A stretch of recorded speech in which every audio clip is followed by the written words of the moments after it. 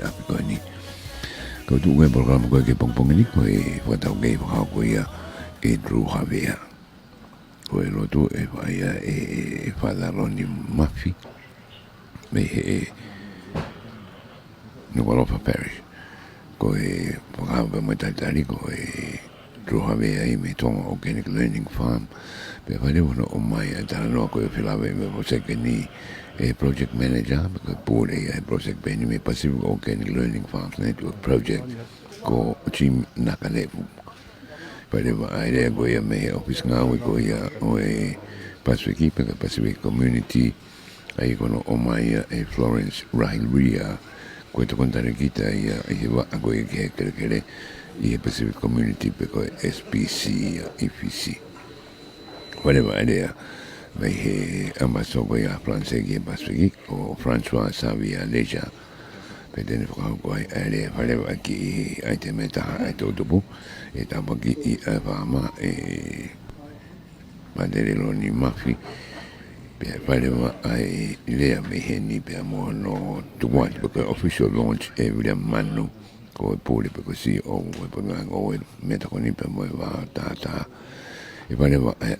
ahi o wakai ki he whama koe ni e takia e timote pe mo se ori le whamalo me he Tonga Country Coordinator ko Vanessa Lorohea pe a toki lotu tupu ramatero ni mafi ake e whai pa moto e ahi horo ki he whama koe ni e takia e no uso toa me api ke whama Coordinator to mafi lotolotong ko whatapia Koika ma Tapuri. Ko whatap foki ki he CEO e Potungaue Ngoue ka mai tokon tare kita SPC pe foki ki he ngadai ki whaifkau pa te re lon mafi pe a kori u hufanga he whatapu kai atapi mo ke kamata e tau polokama o kore ki he tātai pātere ke ne kamata kia tau lotu mālo.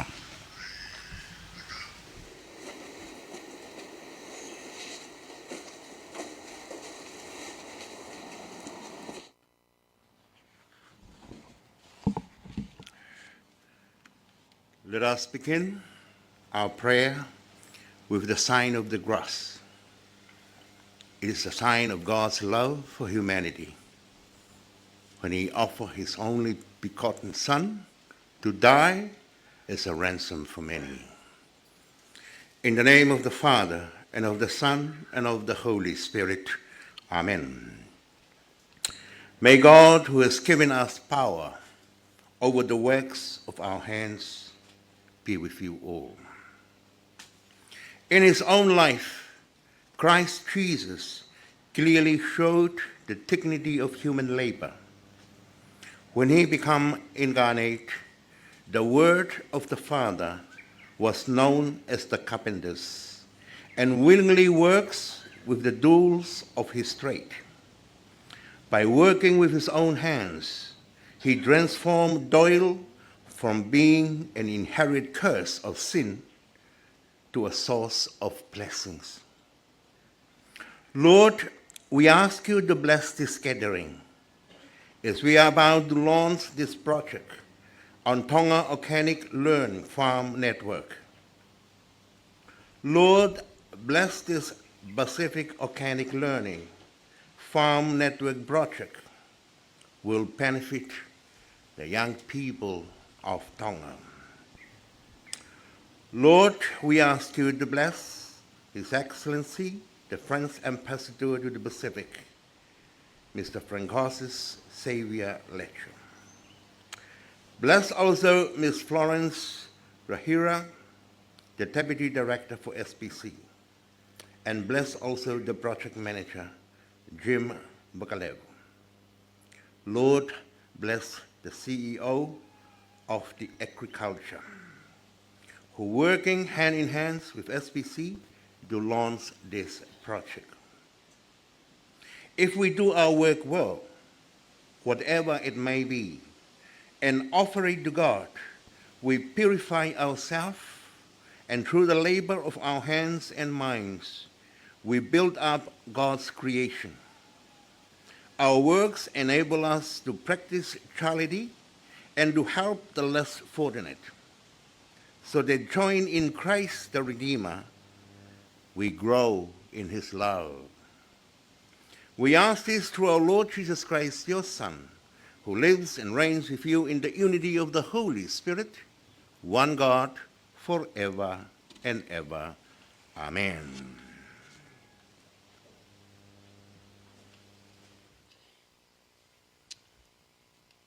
Malo atu e tana i whewhikau, malo e lotu kamata ki tau porokalama i e pongpongini.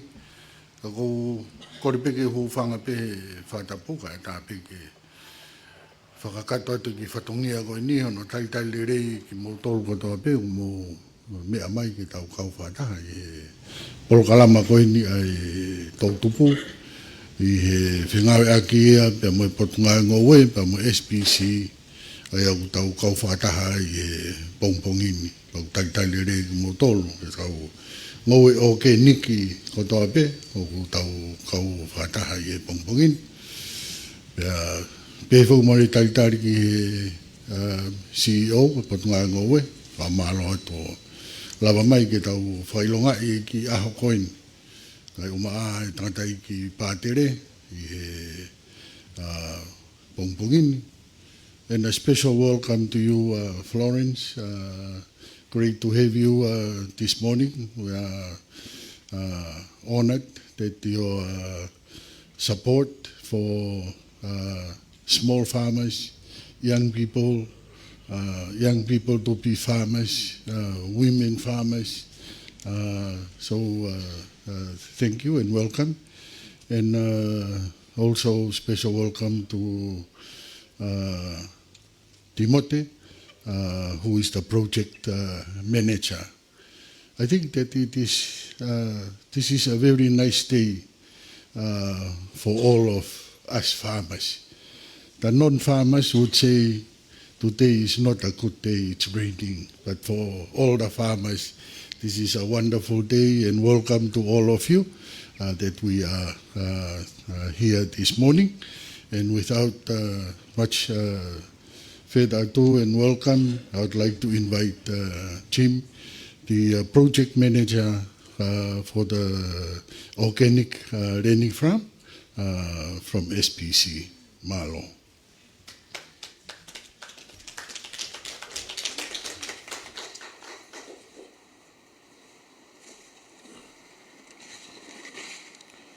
Malo tau lava. Greetings and good morning, everyone. Nisambule Binaka.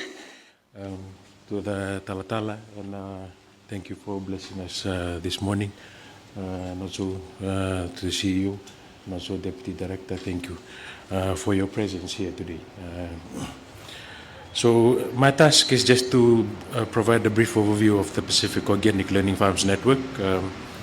I won't take too long, as we have a couple of speakers with us today. So the goal of the project is to develop organic farming systems to improve the smallholder farmers, the resilience of smallholder farmers through the establishment of the Organic Learning Farms Network. It sounds big, but it is basically just trying to revive our traditional practices that we've been accustomed to for a very long time. So this project is active in 4 Pacific Island countries, Fiji, Solomon Islands, Nauru, and also Tonga. In terms of the project, there are 4 main components. In terms of establishing the farm, component 2 is on upscaling, component 3 is on developing networks to markets, and on component 4 on knowledge management and learning exchanges. In terms of the selection of the learning farms that we're here to launch today, there was a call for expression of interest that was advertised last year. So we got 29 applicants from these 4 countries, and 2 of those were from Tonga, which we are here to launch today. So these 29 applicants went through a evaluation and due diligence process led by the countries as well, through the National Advisory Committee, chaired by the CEO. So we've now come to launch these two farms here, Mahuleva and also the Ovava farm. Without further ado, yeah, that's a brief on the project in itself. If you have any more questions, we'll be around throughout the day to address those. And with those for a few words, thank you very much.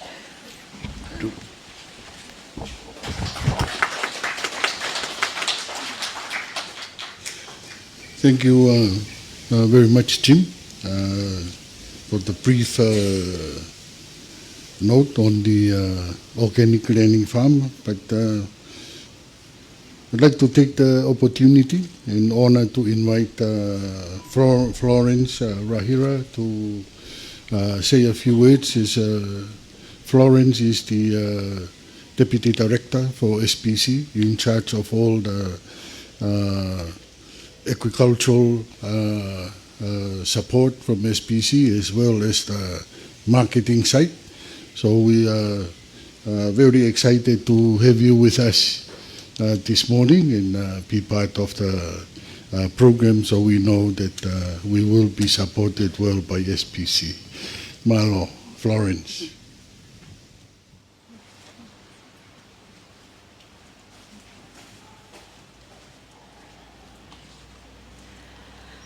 I'm Chief Executive Officer of the Ministry of Agriculture, Food and Forestry, Dr. Manu.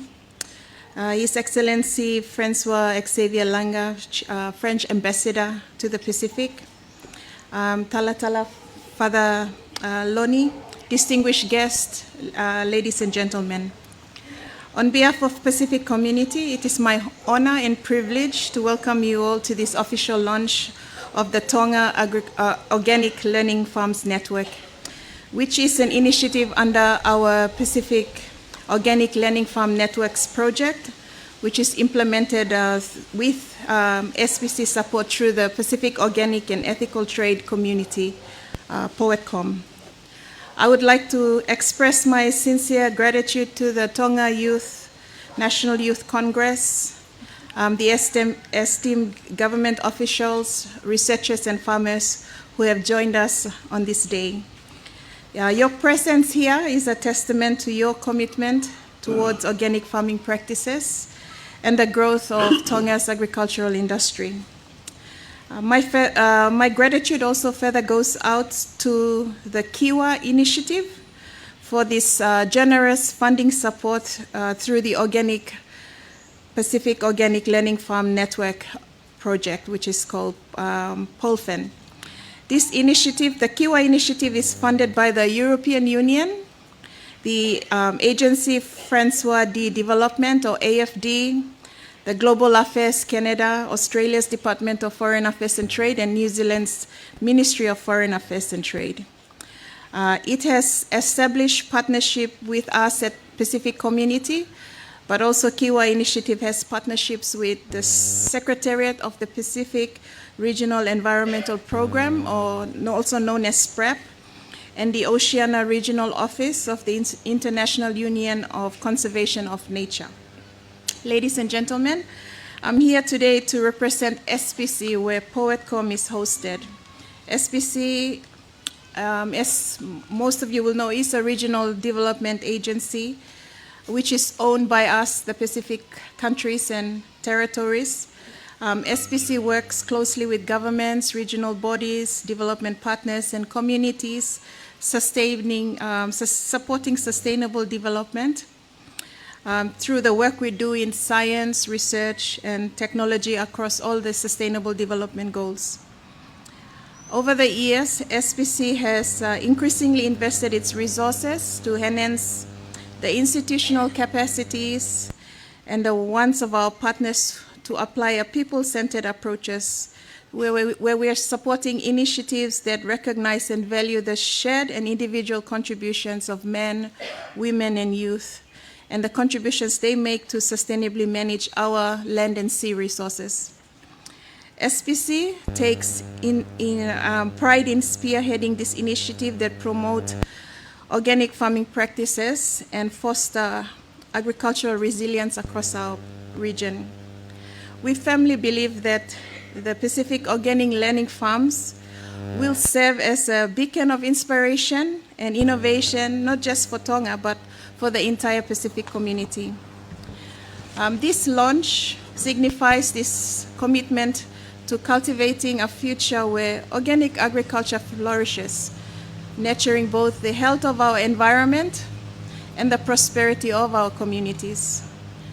By enhancing organic farming techniques, we take a very bold step as stewards of our land to mitigate the adverse effects of climate change by safeguarding our own biodiversity and ensuring there is food sovereignty for generations and generations to come. With the establishment of the Tonga Organic Learning Farms, our hope and the hope of this project is to create a sustainable platform of knowledge exchange, skill building, and practical training. These farms will serve as living laboratories where farmers, educators, researchers, and entrepreneurs can come together and share their expertise and collaborate on innovative solutions and unlock this potential that exists in organic farming.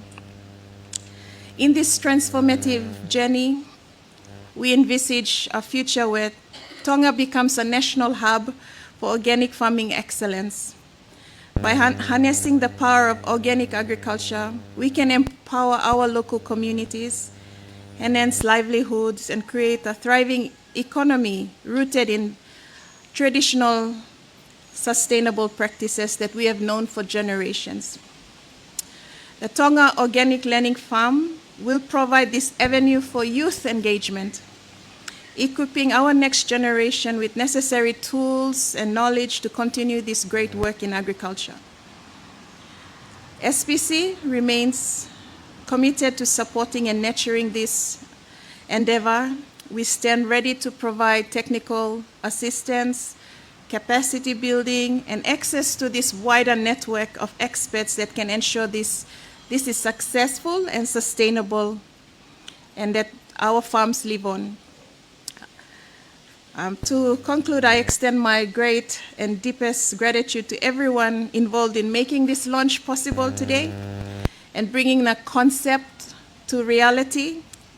The Tonga government, the Tonga National Youth Congress, the Kiwa Initiative, and of course the dedicated in-country Organic Learning Farms team on site, as well as those who share this vision, our vision of a greener, more resilient Pacific.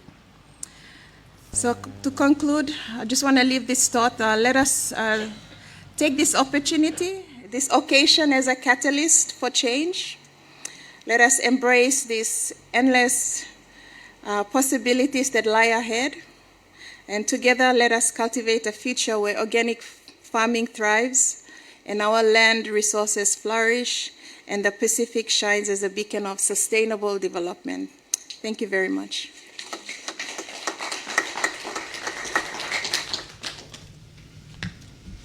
Malo lahi, malo aupito Florence for your encouragement to our farmers, but we would like to welcome His Excellency, the French Ambassador to the Pacific, presenting a virtual presentation this morning. Malo. The Honourable Minister Lord Foy, the Deputy Director of SPC's Land Resources Division, Mrs. Rairia, distinguished guests, esteemed farmers, students, ladies and gentlemen. Good morning and a warm welcome to you all present at the official launch of the Organic Learning Farms Network in Tonga, organized by the Pacific Organic and Ethical Trade Community, POETCOM, at SPC. First and foremost, I would like to express my sincere gratitude to the Pacific community, especially the Pacific Organic and Ethical Trade Community with the Land Resources Division, ensuring that the Kiwa Pacific Organic Learning Farm Network, project implementation has begun this critical step of launching the 2 organic learning farms in Mahuleva and Ovava. Congratulations! I'd also like to acknowledge the Tonga Ministry of Agriculture, Food and Forest, the Tonga National Youth Congress, organic stakeholders and farmers present at the launch.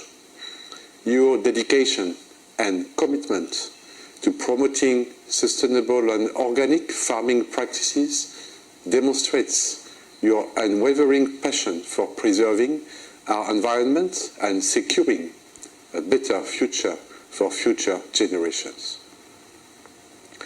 The Kiwa Initiative is a multi-donor program funded by the European Union, France, Canada, Australia and New Zealand that aims to strengthen the climate resilience of ecosystems, communities and economies in the Pacific Island countries and territories. This Pacific Organic Learning Farm Network, POLFN, is the first regional project of the Kiwa Initiative. It will be implemented in Fiji, Solomon Islands, Nauru and Tonga, with cooperation and expertise exchange with Wallis and Futuna, French Polynesia and New Caledonia. Today, I am pleased to express the enthusiasm and optimism on behalf of the Kiwa Initiative community regarding the launch of the project in Tonga. This event marks the beginning of a remarkable journey towards embracing nature-based solutions and organic production methods. The Kiwa Initiative firmly believes that organic farming is not just a choice, but a necessity for the preservation of our planet's fragile ecosystems. By developing an organic farms network that will serve as learning counters, we aim to highlight the incredible benefits of agroecology, agroforestry, and other organic farming techniques.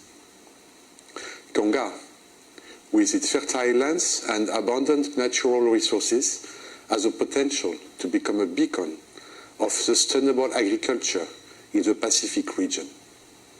By harnessing the power of organic farming, we can promote biodiversity, enhance soil fertility, reduce greenhouse gas emissions, and ultimately improve the overall well-being of the communities. We know that Tonga is no stranger to the trials and tribulations brought by climate change, vulnerable as it is to rising sea levels, extreme weather events, and the associated threats to its agriculture and food security. These organic learning farms will serve as invaluable tools in fortifying Tonga's resilience and empowering its communities with the knowledge and skills needed to adapt to changing climate. Furthermore, the Tonga Organic Learning Farms Network will serve as a platform for knowledge exchange and capacity building.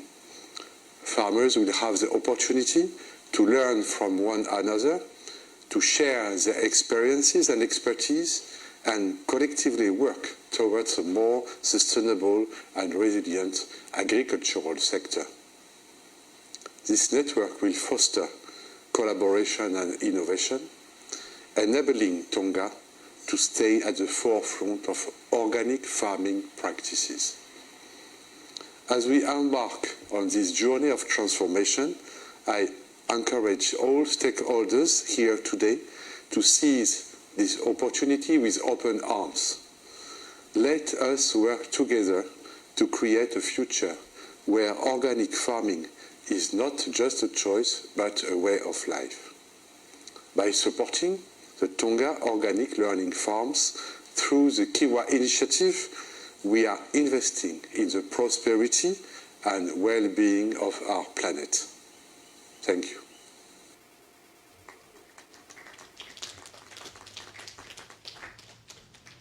Tau whamalo peki he poupou whai bai he ampastoa koia Franse ke Pasifiki, ki Ngaue Koni. Ka koe ki konga makehe koini Polokalama, o whakawhi i heni a Seaus. Lom ke ni whai ato haki fo i hiva, me koine whatata ano ki tareniti, i he ifi, kia tautolo, he pompongini, malo.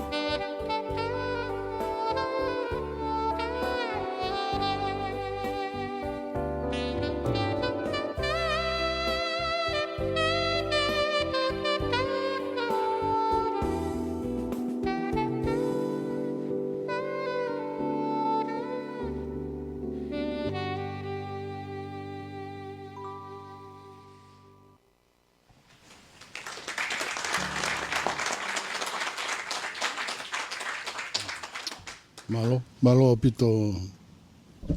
pito Seaus, and thank you for that item. Is one of our most talented youth here in Tonga, and we want to show you when youth go into agriculture, it has to go with music. You can't go to the farm without music. So we hope that demonstrated this morning. But I'd like to invite Father Lonnie Murphy to bless the farm and the work young people are doing.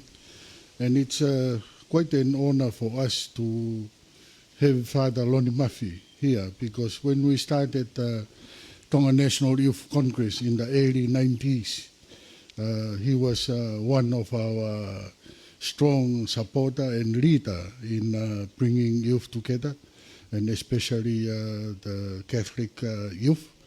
And that was before Father Lonnie Murphy met his calling to become a priest.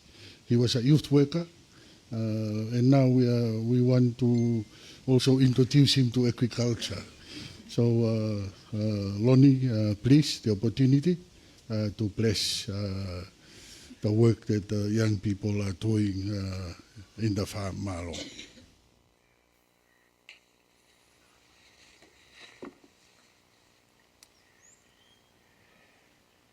Before I bless this organic farm, I'd like to quote from the message given by His Excellency.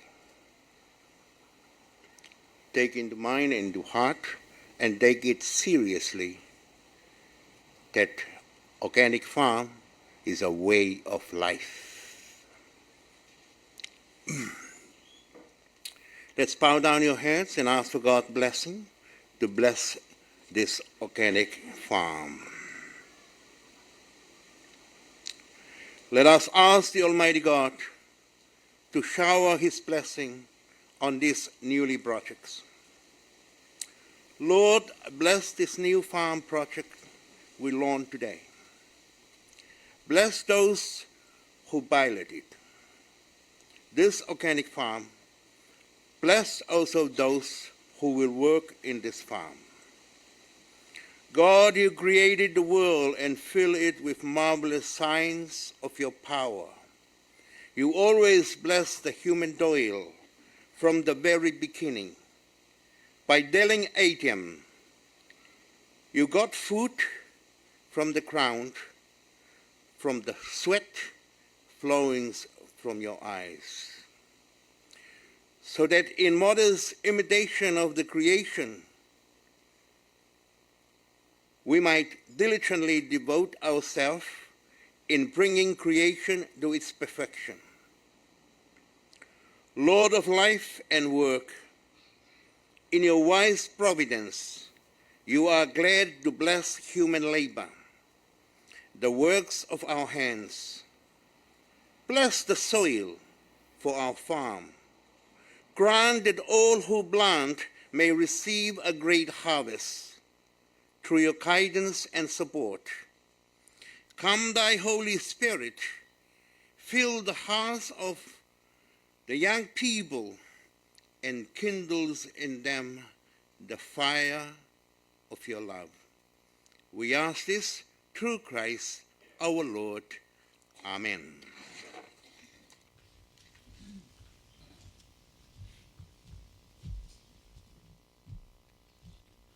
Malo atu e tandai pātere, malo e tāpua ki uwhai ba mai ki Ngaue'koin, o ko kamatai e whataanga i tautupu whawhanua, ka i he whenga maari e koini,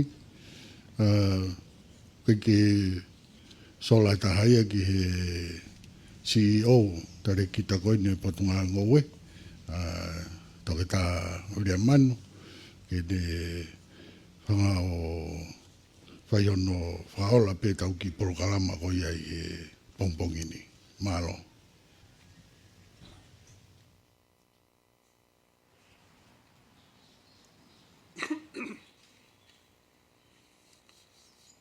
Patapu ke o tō mawhi. Patapu Mahuleva. Patapure. Patapu ni ke whaiwhekau. Mākuang o kaungārea. Tangata e dea whai ki tua. Tā ke whahoka te ki whatongia koe. Whaki peko ate e koi whamorimore. Whatongia ke minister ko mea tue ke whataha e tautai. Ko ia te lawe monua he pompongini i he whatongia koe ni. Ko ia tai lerei kātou ki mautoro ki he Ngaue koe ni whatutu whaau mai ki o tau Rorotonga. Tau whanua whoki. Taim kou whakahoko ai. Mai whanua kou lahi ai ai. Hai ngahi whatu tāmak whanatu la. Tau whikaua. Whikaua ki siapani. Koe whai ahlaki koe ni ai pā mo ngā whihe tau kosi. Mahalo pe tau teleofi e grupu uruaki. Ai ko hinga koe lahi e awha, lahi e la, lahi e peaukula. Koe ni kua o pā mo ngā whihe tau kosi.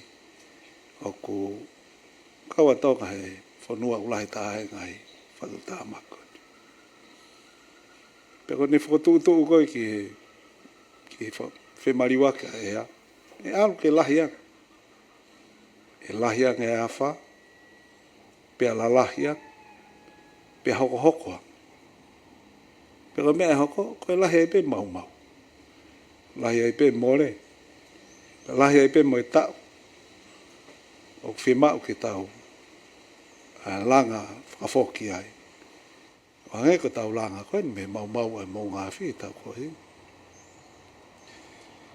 E ko iai ko tuungai o tau iai. Where hono kahi pōre. Maulere atu ki he whakataha ua. Potungaue me he pureang whatahataha Ngoue pe mo me takoni. Pea nau whakatuu mai ai. Taha ia ngahi tāri ke tāri aki ai.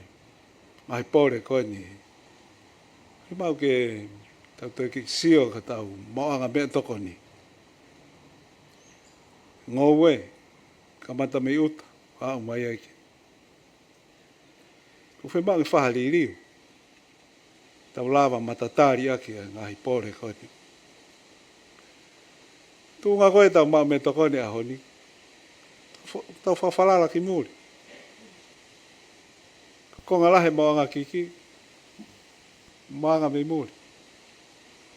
Pera ka mata ilonga ia, i he kamata mai koe wafe wanoa he, kamata whakatapu koe a whialu aki. Pea kamata e holo e lahe puha moa koko mai. Te sio meke he wesia whanua. Mahina e tau vai, ko tau tahau tau vai anga, tau whawhalala ki mua. Pako e mea ko hoko, ko e alu peta tongi ki orunga, tau wesia hipe. Pako e tahau tau ngahi palparema, tā naki mahi ahoni.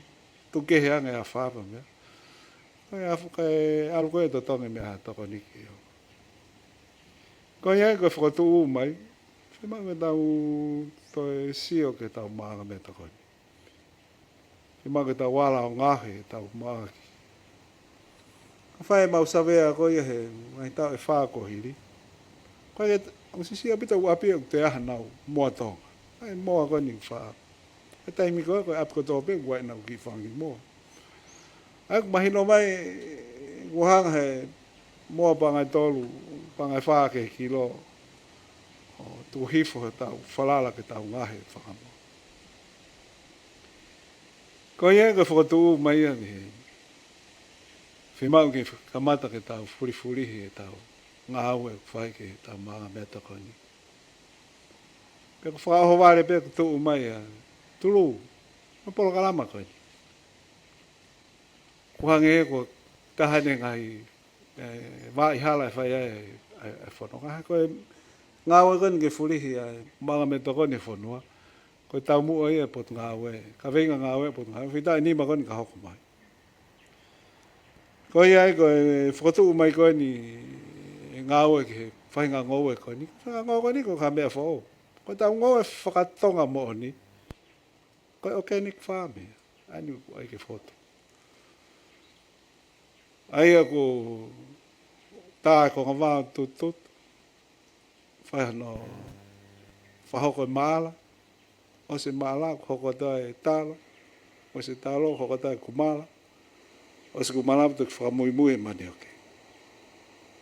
Kumo mea ke kumala manioke. Kongo Ngoue o kātaki lahi. Pako fulala koe ni o teu koe ni kena. Ko mau whare ia.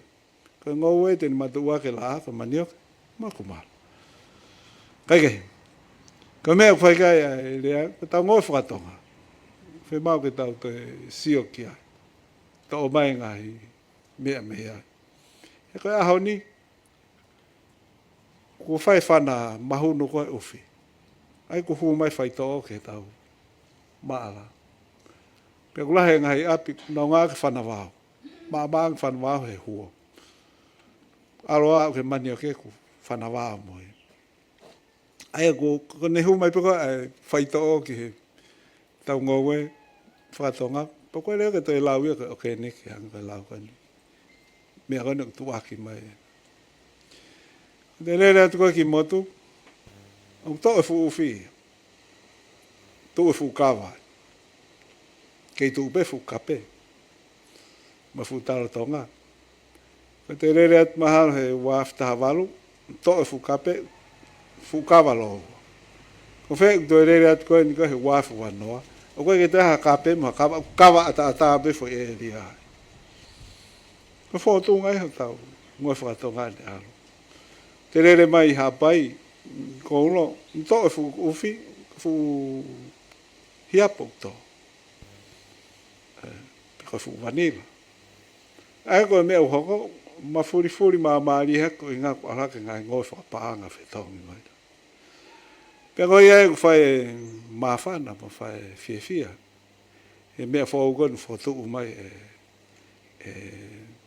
prokarama koe ni youth, whautua koe ni ku tau Ngoue Kehekehe Auni. Koe ngāue, whamanatu mai ke tau to e whaitoa, to o mo e mea whapanga, raki ai mea toko ni ki ma, kai tau whikaua mai e pā. Pea koe ia e fia Potungaue, pou mai ke whautuu koe ni, koe ngā koe ngahi kaweinga koe ia malo mea toko ni whaikaisi o. Koe whamamurati ki whao se rewa ki whao ahere whaparangi. Your Excellency, Ambassador of the French Embassy, distinguished delegates, ladies and gentlemen, greetings to you and a big welcome from the friendly islands of the Kingdom of Tonga. To date, Tonga is at second level of the global ranking of countries with most natural disasters, with many category 4 to 5 tropical cyclones, many El Nino droughts, earthquakes, tsunami, and recently last year, the gigantic marine volcanic eruption of the Tonga, Hapai.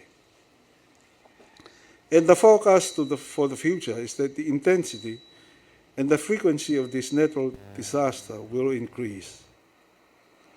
And subsequently, the magnitude and the value of the damages will also increase, and also the number of years taken to recover. In addition are the gradual impacts of the rising temperatures on agricultural production and the loss of agricultural land to the rising sea levels, which demands an extra level of national preparedness and resilience. The additional impacts of the COVID-19 and the rising cost of imports collectively added weight to the great burden of the multiple crisis situation of Tonga. And that is our situation here in Tonga, ladies and gentlemen, a multiple crisis situation. And the forecast towards the end of this year is there will be another El Nino drought event this year and also for next year. From the recent FAO conference in July this year, Tonga adopted the way forward in response to the multiple crisis situation of the day is a transformation of the food system. And the current focus of the Ministry of Agriculture and the Agriculture for the next 5 years is that transformation of that food system. But what a nice surprise. The first step we're beginning with today begins with the organic farming as one of the solutions to our multiple crisis situation, or perhaps maybe the only solution, but who knows. Our traditional agricultural system is basically a mixed and rotation of crops with bush fallow, and essentially it is an organic farming system. However, nowadays pesticide is being used, and the key crop of yam is replaced by cover, manila, or paper mulberry because of its economic value. So the arrival of this organic learning farming network project to Tonga is on the right time, a perfect timing with a big opportunity of reviving the use of some of our traditional farming technologies. Therefore, ladies and gentlemen, Your Excellencies, distinguished delegates, it is my great honor to hereby launch the Tonga Organic Learning Farm Network from the Pacific Learning Farming Network project. May I offer my sincere wish to the success of today and to be in great abundance to each and every one of us here today. I thank you for your attention. Malo.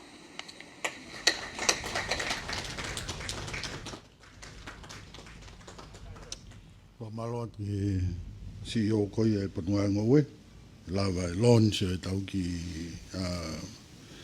Polokalama. Part of the program we wanted to show you some farmers. So we're not only talking about farmers, but we want to take a virtual tour of some of our small farmers we work with, and we can't take you to those farms because it's raining. So we'll just show about three of our farms. Eh? One. Okay, we'll just show you one of our farms. Malo soeli.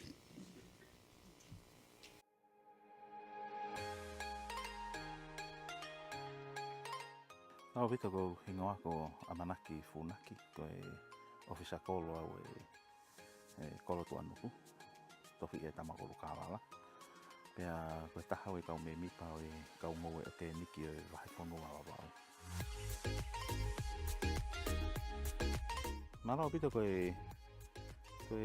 maro e tau ni hongo fulu ai kamata ke u nofo ke u lau tohi he ngahi pepa ta ngahi tohi lahi a pausio ke taimi lahi ai alu pe taimi ke lahi ani mamahaki ai lahi ngai foko tua mo uai kakai keke pea a o mai ke taimi pe mo no kamata ko ni ko Ngoue'aki ni ka ko ni ko ka ko baba uni pea nai foto tu ia tau pa mo family ke ai Mahuleva ko ke mau te foki pe ke tu unga mo ui nei ai e tau ngahi matu ai kuohili ko tu ko taimi ko ana te ke a o mai hanga mi akai hange ko tau mau ngai au ni tata te fito ke ngahi mi akai ko ia o ai ngahi Kemikale ke ni hanga Fakatolonga pea a o mai ki he whakaukau na u mata pe e au ai mi ihu na Ngoue'aki ai ngai faito o tata te fito ke faito o tamate vao faito o ke fana in shekite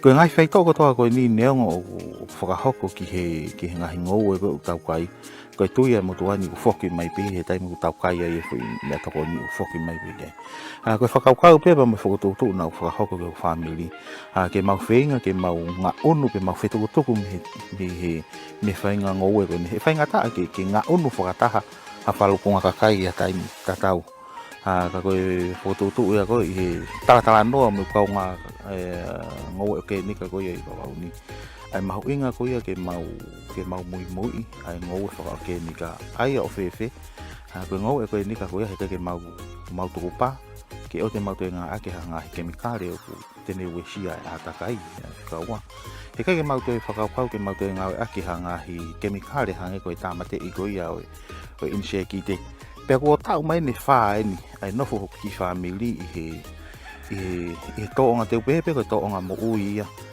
ko ma fo papa u pe ko ma i lo i ko hai fo mi akai ko ma kai na hu mi fe ko fo i Vesitapolo ko ma kai ko hai ne to ko hanga Kemikale na Ngoue'aki ka he magatunga ko ma fo ha ko pe fenki Ngoue'aki ni ka ko ia ta de fito ki ngoue fo ha pe mo ngoi Vesitapolo o ma ilo le pe e fo mi akai ko ia ko hai nga Kemikale na ai ki ai i Ngoue'aki ni kana ke ma nga aka Kemikale ki ai ta ko si ole ba oku ai tu unga whakamo i le ma ke hei ai family i ngā he taimi ko ni ko o mau Ngoue'aki ai ko o nofo ko ke Ngoue'aki ni ka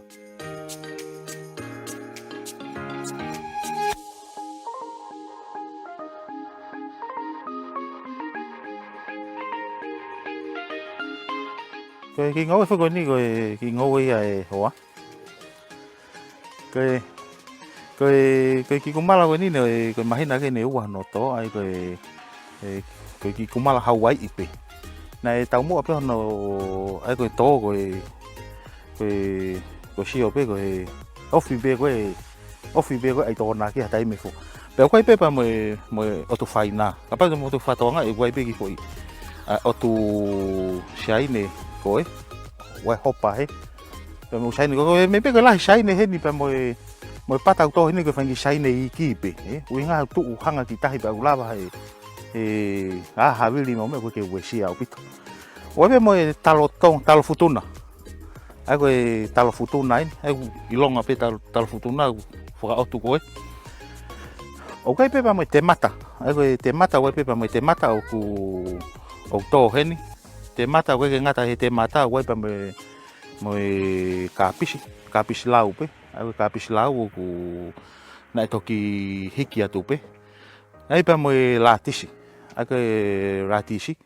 Ai wasi havesi ratisi ya. Fakata habe mo polo, ai mi alu fakata habe mo polo i tafaki.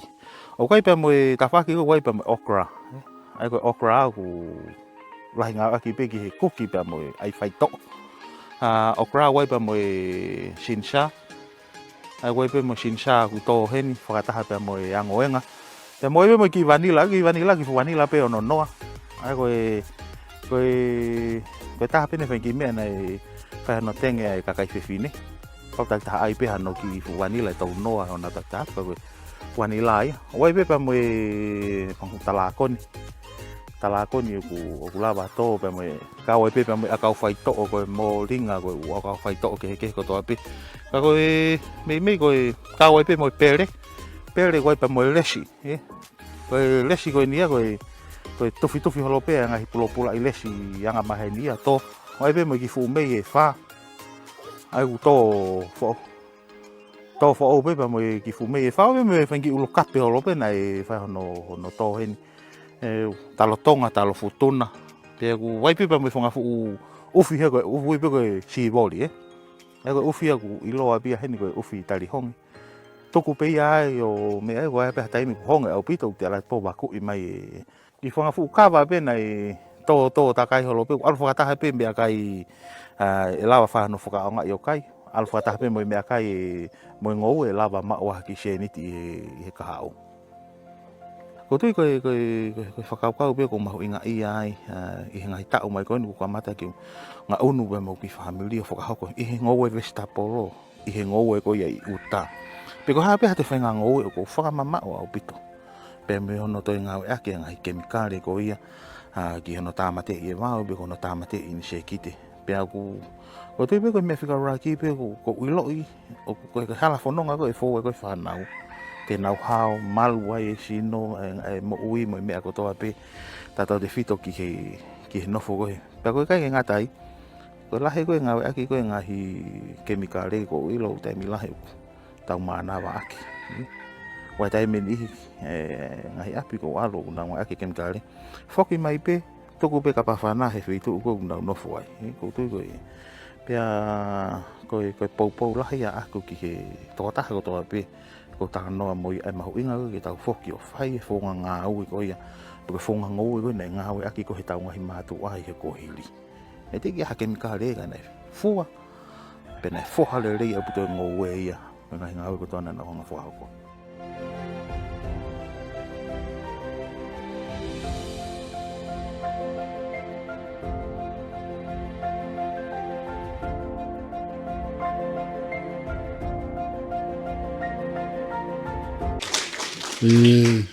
I whamore pe tare ki ta Ngoue.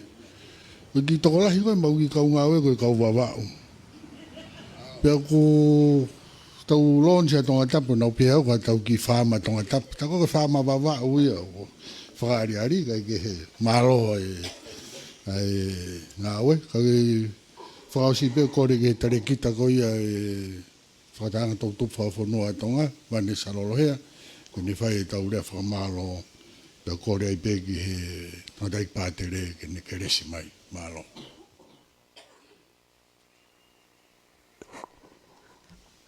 Ko le mua ke u whanga he whakatapu ko o sana whaki. Ka u tō mau koe whainga maali e koe ni ke whakahoko atu ai lea whakamalo.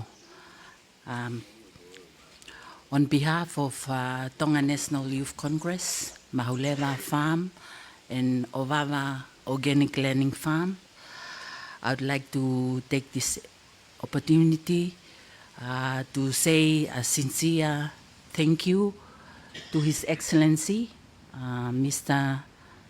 Francois Xavier Leka, the French ambassador, Miss Florence Rahiria, Deputy Director, Land Resource Division, Pacific Community, CEO of the Ministry of Agriculture, Food and Forestry, Dr. William Manu, Friar Lonnie Mafi,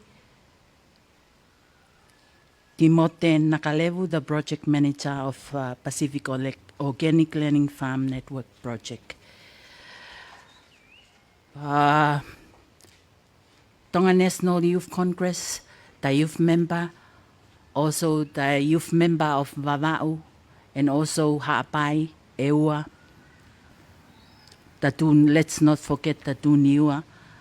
This is a program that has been started by the youth since 2007, 2008.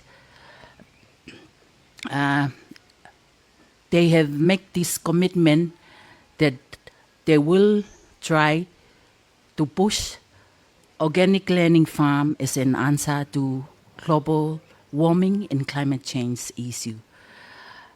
Today, we are very glad that this is happening, and this reality is happening now.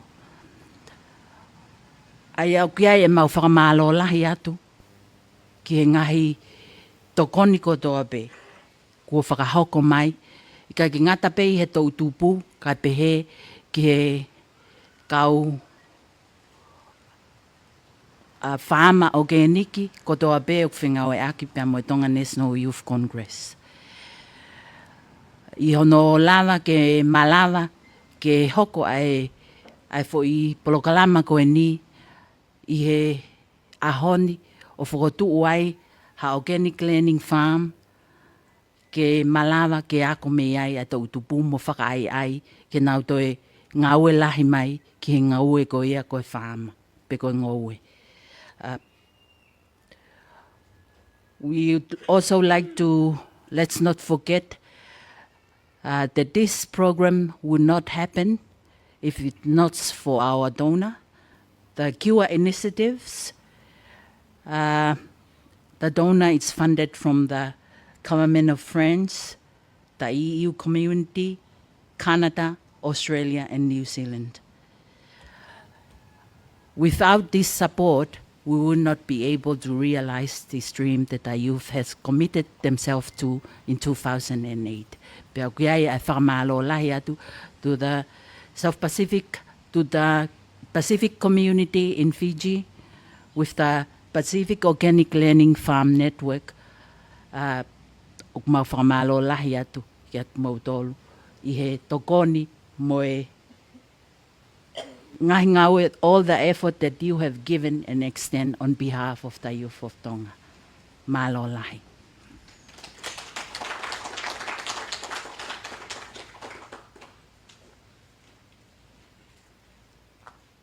Let's bow down and ask God's blessing. And may the Almighty God bless you all. May God continue to bless this organic farm projects. Lord, may your face shine upon us and protect us. We ask you, Lord, to grace our young people with your love. And may the Almighty God bless us all in the name of the Father, and of the Son, and of the Holy Spirit. Amen. Malo, wiki korebe ki e polokalama ke lavarewa whaatau ki aahi. Pea mō whoki mai pe ko ia whairewa e tau tā, ki whaingamāre. So, well, as Navuso, Toi Mei Api is our farm coordinator, to just show you around the place, a little tour here, and what they are hoping to do more of at this farm. And then on your way back, we will be ready for the group photo. Malo. Ko e foto do ue. Ko e whakawhike a ki ki Potungaue ko ni inoa ko ia ko Mahuleva e ni ko ko ki o ba wing ko ga o vedo e la ma da vainga ki ai o don ki da va ko e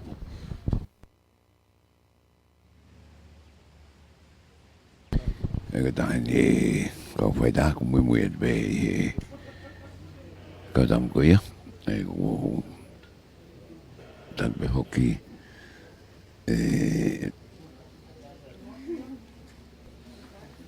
não sou tu mi up o ka o te ai e ka o frafe e ko e wa ke niu pura niu na honga ko ia ta ko e ni e o atake ke ko motor ko na to me ma ke forma fora ko ni e le ko ni ko e jo na kalebu e jim na kalebu ko i fo la mai a me fisi ko e project manager Pacific Organic Learning Farms Network project e ni fo mata ko ia ko ni ko ta ni ngai lang fo la ko ia e project ke no foto o organic I he ni ko ta ko ni o fo ngana ta wanga ke I ki ha ke te la mai fa to ko ki Tonga ni e fo ko te program ko ni fisi so moni pe be o ki nauru pe mo Tonga ni ko e fa mai o ko ia ko wada ko ia I don't be launch ko ia ha ni ko to wahi wana e fa ko le na fa mai to ki ta ko si to yang e u fa ma ke wahi wa I u funu ko ni fi ceremony na ro pe mo Tonga ni pe ko wa na fi ko ia me Tonga ni a lu na ma ko ia ta me ni ko e na si ia ko ki to ko ni ki fe ko nga fi ma o aki e fa ma ka ke nga ke ne ha ko me fa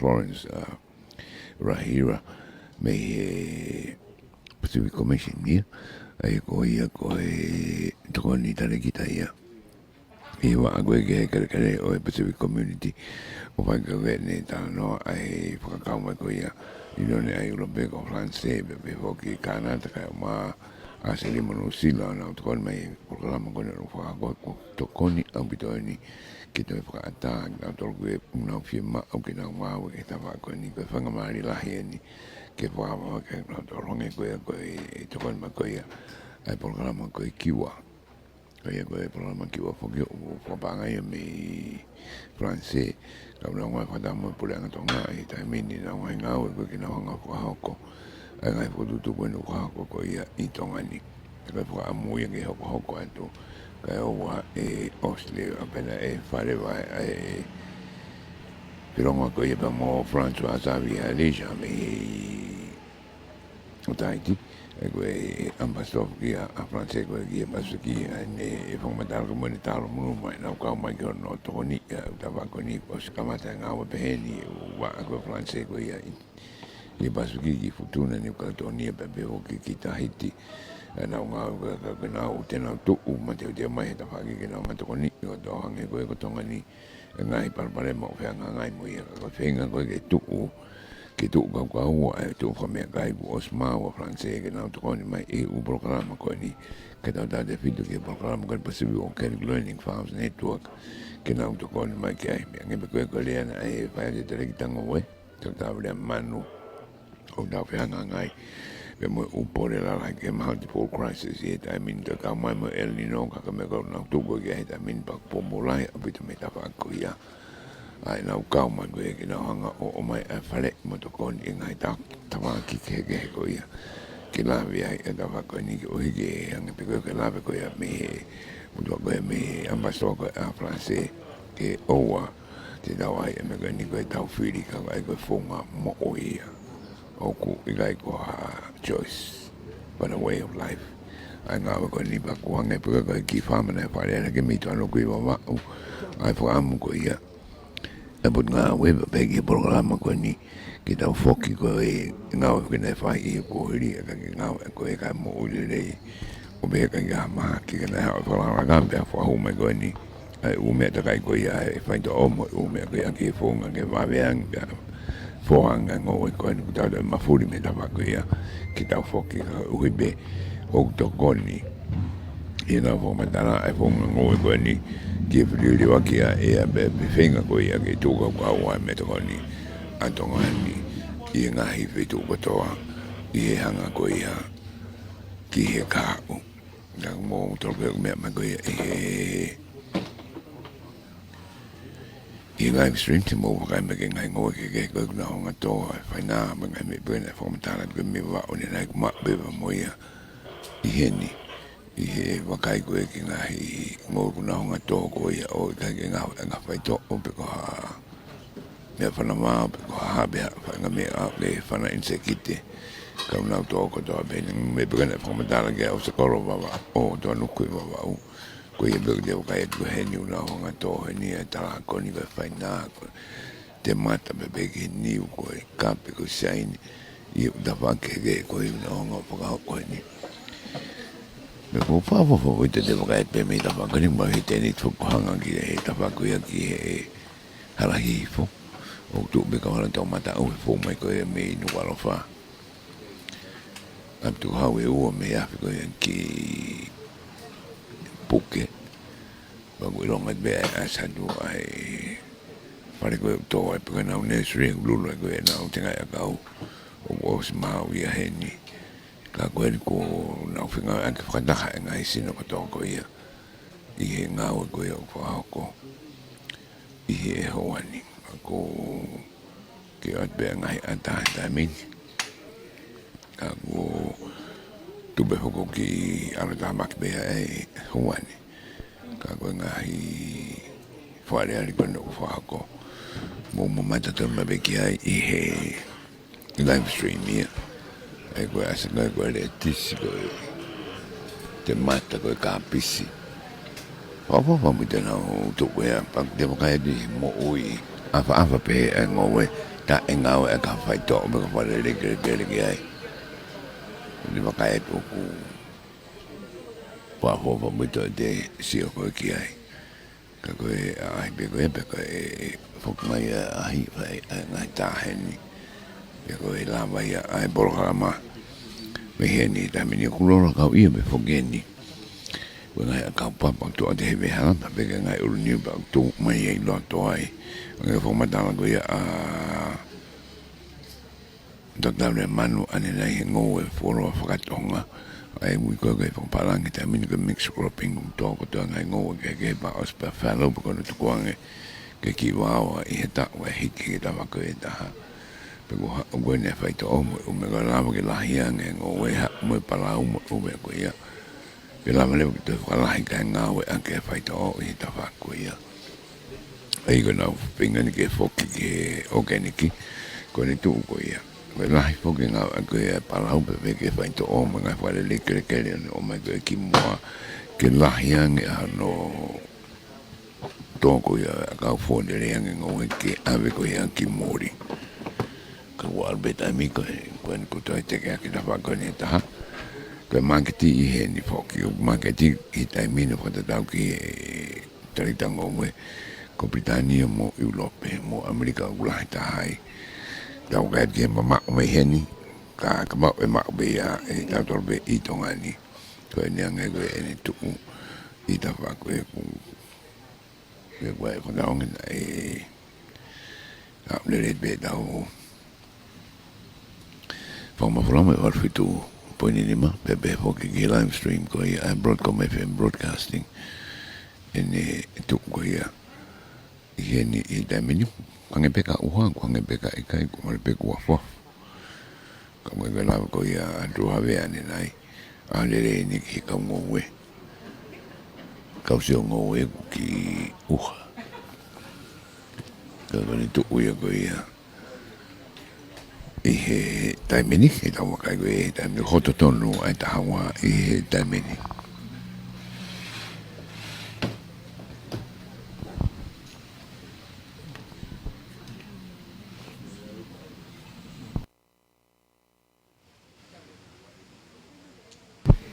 ai ko ki lai e fa mai ta min ko no ke ta kai be e ata ko ke la pa in po ga ai ga vanilla ngo wa ga ko ki ai ta mini fiki o sto ko ia no tangai hol ko e ta min tina o Sofia ngai ngo ko ia ko e ka bislau e se ko ta va ke ni kwasa me ulu mei ai ko no ko fa ko ki feito ko ni ai ko feito ko ni ko lo ko Mahuleva pero pe mo Ngoue'anga o mama ko dang bu dang e mama be ku dang fo nget ge ni ko o tanke mai ko sma be ta va ko ni tanke tu ma runga bu ki runga ke no fu ma lo Ngoue pe ke tanke inalo ai tu ko to ko e heni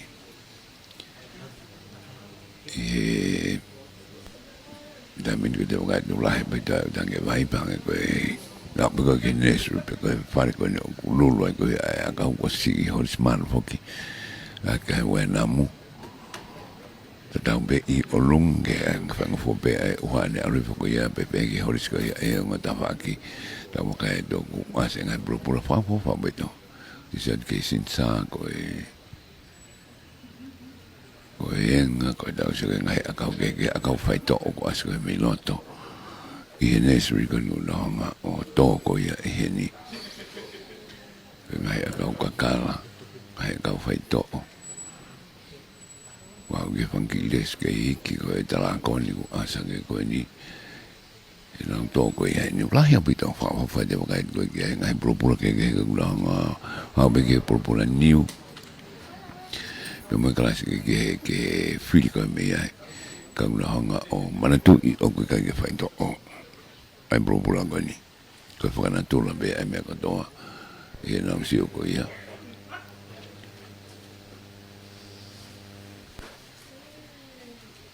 the papa with the guy go get go no nga of ali ni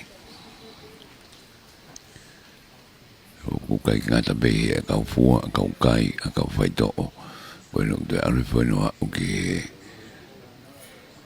ka te be ko ia o ngo ka ko papa with the guy do ko mango Hawaii e ni ka moia e propura ko na honga o to ora kala la ke fangiles kala ai isa ko mei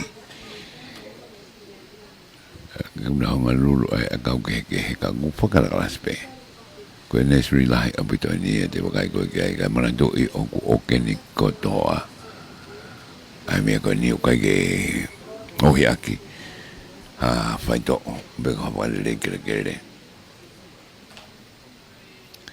ko to fa na tura ka to be ai Ngoue ko ni va fa bita de wa kai ko ki ai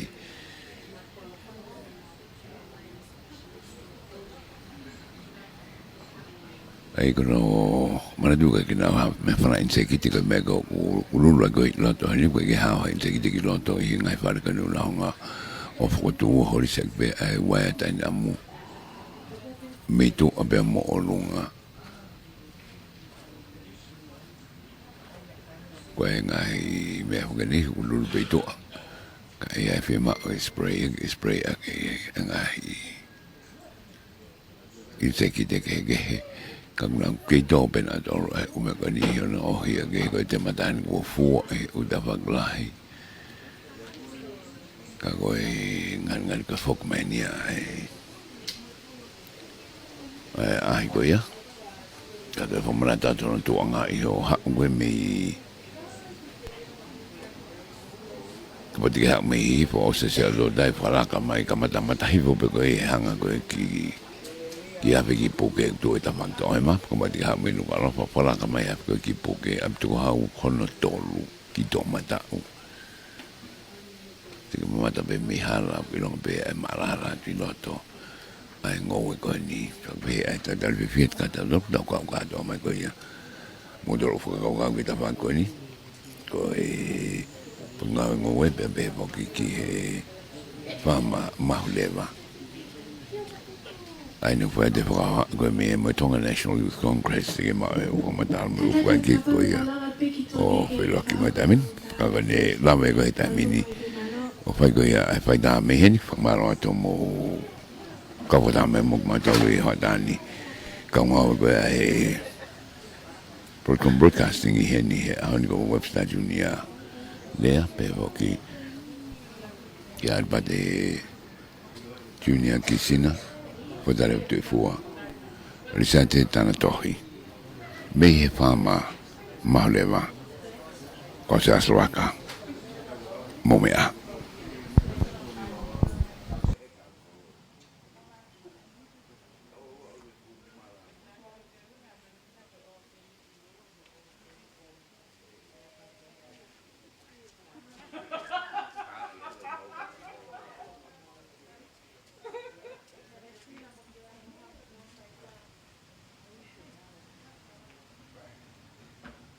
Tina mau gini.